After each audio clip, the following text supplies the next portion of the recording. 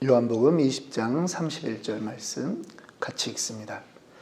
오직 이것을 기록함은 너희로 예수께서 하나님의 아들 그리스도이심을 믿게 하려 함이요 또 너희로 믿고 그 이름을 힘입어 생명을 얻게 하려 함이니라.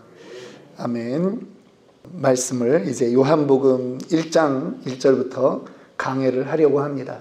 그런데 오늘 20장 31절을 읽은 이유가 있습니다. 그것은 무엇이냐면 요한복음이라고 하는 이 성경을 왜 썼는가 하는 이유입니다. 어떤 책을 우리가 보든지 사실 머릿말을 잘 읽어야 되지 않습니까? 그런데 그 책을 다 쓰는 목적이 있다라고 하는 것입니다. 오늘 이 요한복음 총 21장까지 되어 있는데요. 요한복음은 이러한 이유 때문에 쓰여진 책입니다. 오직 이것을 기록함은 너희로 예수께서 하나님의 아들 그리스도이심을 믿게 하려 하며, 첫 번째 이유가 있는 거죠. 예수가 하나님의 아들이며 그분이 그리스도다. 그리스도라고 하는 것은 헬라어입니다. 히브리어로는 메시아다. 우리 한국말로 하면 구원자다라고 하는 뜻입니다. 그거를 너희에게 내가 믿게 하려고 지금 이 사도 요한이 이 글을 썼다라고 하는 것입니다. 또한 두 번째 이유가 있습니다. 너희로 믿고 그 이름을 힘입어 생명을 얻게 하려 함이니라. 생명이 있다라고 하는 것입니다. 그런데 예수를 믿어야 그 생명이 있는데 그것에 대해서 내가 지금 쓰는 것이다 라고 하는 의미인 것입니다. 우리가 이것을 알고 이 요한복음을 읽어나가야 하는 것이죠. 그 요한복음은 예수님에 대한 책입니다. 다른 모든 책들이 그런데 이제 관점이 조금 다른 것이죠. 마태, 마가, 누가, 요한 4복음서가 있는데요. 이 중에 앞에 3개 마태복음, 마가복음, 누가복음을 우리가 보통 공관복음이다 라고 말합니다. 무슨 뜻이냐면 공통적인 관점으로 이렇게 복음서를 썼다라고 하는 것입니다.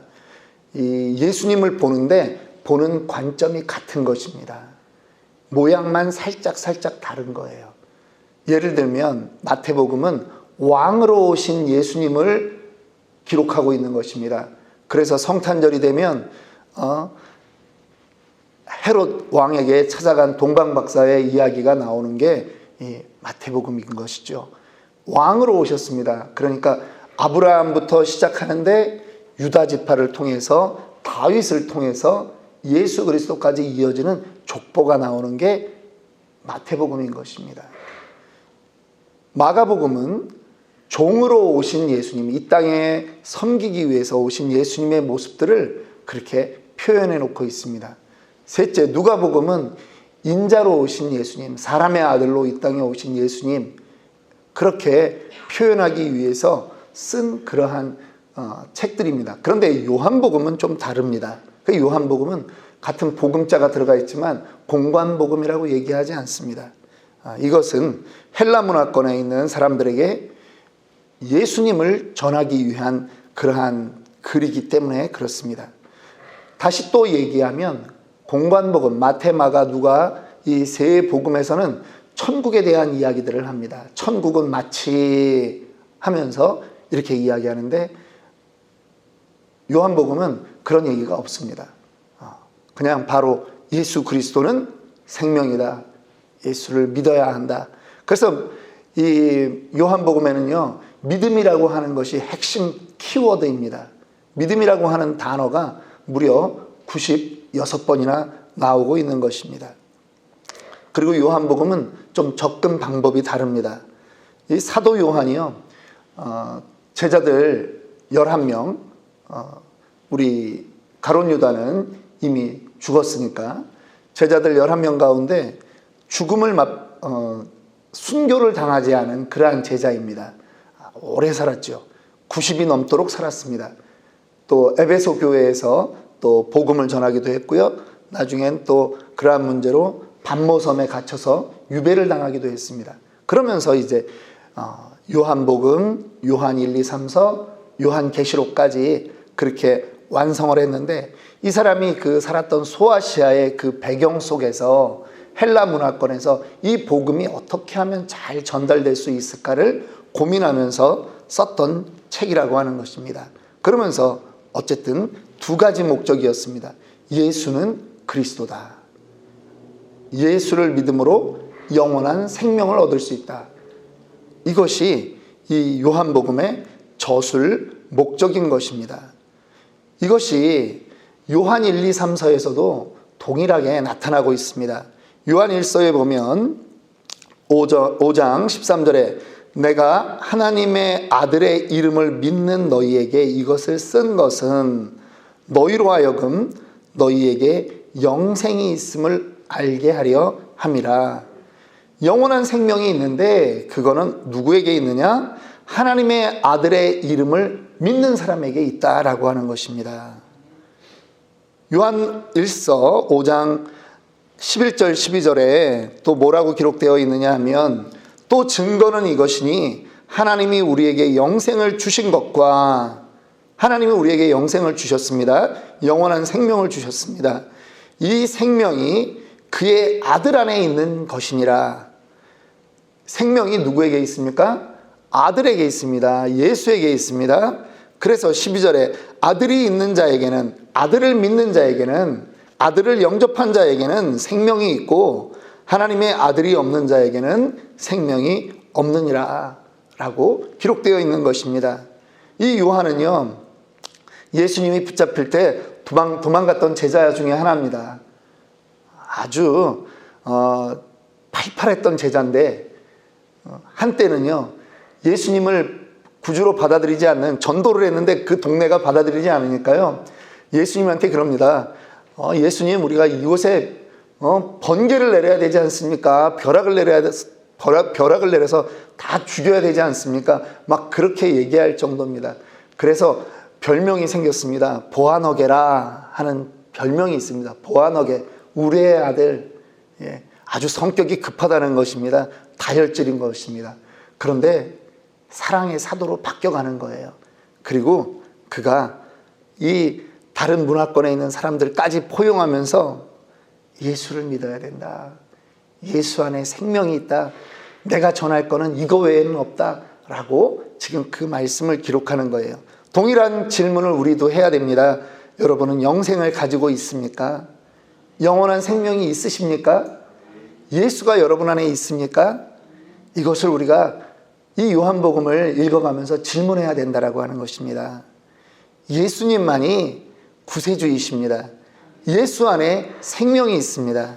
이 예수님과 우리가 어떠한 관계에 있느냐, 이것이 우리 신앙의 핵심인 것입니다. 우리 신앙의 출발점은 다른 것에서 출발하는 것이 아닙니다. 영원한 생명을 소유하는 그 문제에서부터 우리의 신앙은 출발하는 것입니다. 예수를 믿느냐 안 믿느냐, 바로 그 점이 우리 신앙의 출발점이라고 하는 것입니다. 교회 오면요 전도해야 된다라고 말합니다. 교회의 유일한 사명인 것입니다. 교회는 다른 거 하는 존재가 아닙니다. 교회 와서요 예배 드립니다. 예수를 믿기 때문에 예배를 드리는 것입니다. 봉사를 합니다. 왜 봉사를 할까요? 예수 때문에 봉사하는 것입니다. 선교합니다. 왜 합니까? 예수 때문에 선교합니다. 예수 믿게 하려고 선교합니다. 서로 밥 먹고 친교합니다. 왜 합니까? 우리 즐거우라고요? 절대 아닙니다. 그러면 침묵합니다. 예수 때문에 하는 것입니다. 복음 때문에 하는 것입니다. 영생 때문에 합니다. 자녀를 교육시킵니다. 왜 교육시킵니까? 그냥 성경대로 살면 착하게 살 수 있으니까요? 절대 아닙니다. 그러면 교육하면 안 됩니다. 그런 관점에서 하면. 예수가 생명이라는 것을 가르치는 것입니다. 예수 믿어야 산다. 이 땅은 잠깐이라고 하는 것을 가르쳐야 하는 것입니다. 이것이 아니면요 교회는 존재 의미가 없는 것입니다. 교회가 이 땅의 마지막 소망이고 마지막 희망인 이유는 다른 것에 있는 것이 아닙니다. 예수. 그 이름에 있는 것입니다. 예수에게 생명이 있다. 예수를 믿어야 산다. 그거를 선포하기 위한 것이 교회이고 그것이 바로 우리라고 하는 것입니다. 교회가 타락했다라고 말합니다. 왜 타락합니까? 예수를 똑바로 안 전하니까 타락하는 것입니다. 다른 거를 해요. 교회가 복음을 전해야 되는데 인간적으로 살아가는 교훈을 전하는 것입니다. 말씀을 전해서 구원을 받기를 전해야 되는데 구원을 말하지 않고 이 땅에 잘 누리고 사는 것을 전한다라고 한다면 그것은 교회가 아니고 말씀이 아닌 것입니다. 말씀은요, 언제나 예수를 전해야 되고 십자가 복음을 전해야 되는 것입니다. 생명을 전해야 되는 것입니다. 교회가 그 부분이 회복되지 않으면 교회는 교회로서의 가치가 없는 것입니다. 소금이 그 맛을 잃어버린 것과 동일하다라고 하는 것입니다. 우리 안에 다시 한번 회복되기를 원하는 것이 있습니다.